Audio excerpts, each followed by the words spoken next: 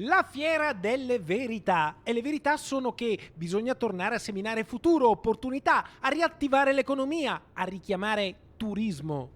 Tutto questo per Grisignano significa rientrare nella sua dimensione naturale, ricominciare a guardare il mondo dalla sua prospettiva, quella dell'antica Fiera del Soco, una fiera che riallacci le linee temporali del passato e del futuro dopo l'interruzione della pandemia. 2 anni di limbo, 2 anni in sospeso con la società organizzatrice messa in liquidazione. Come vi abbiamo anticipato 5 giorni fa, però, per Grisignano è tempo di ritorno al futuro. Ieri sera si è riunito il Consiglio Comunale per approvare il piano di ristrutturazione aziendale e il ripristino dell'attività sociale. La società non era mai morta, di fatto da un punto di vista giuridico era stata posta in liquidazione.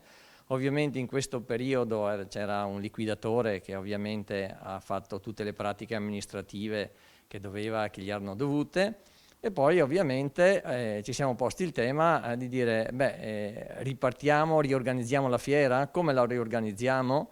Avevamo un soggetto giuridico importante che era la società, quindi tecnicamente verrà proposta una delibera di riammissione della società allo stato normale, quindi la società comincerà ad operare normalmente come ha sempre operato.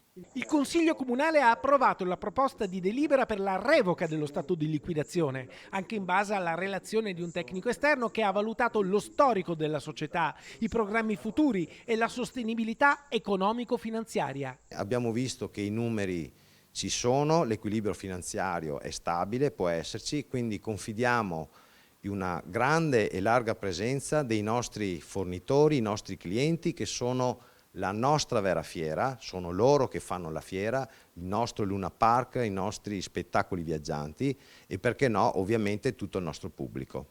Il Consiglio Comunale di Grisignano ha approvato l'immediata eseguibilità della delibera, dando mandato al sindaco di partecipare all'atto notarile di revoca dello stato di liquidazione della società Antica Fiera del Soco SRL e di nominare l'organo amministrativo e il numero dei suoi componenti.